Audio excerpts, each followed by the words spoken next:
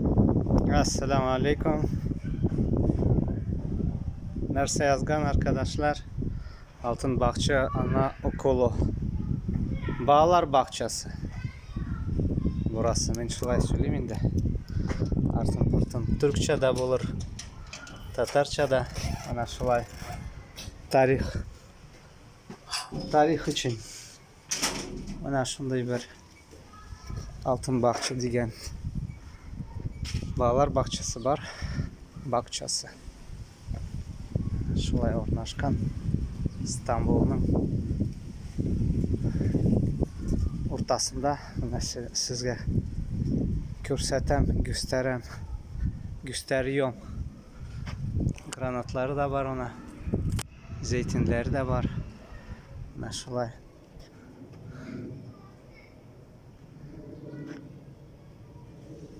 Mene bakçası da var. Şulay kardeşler.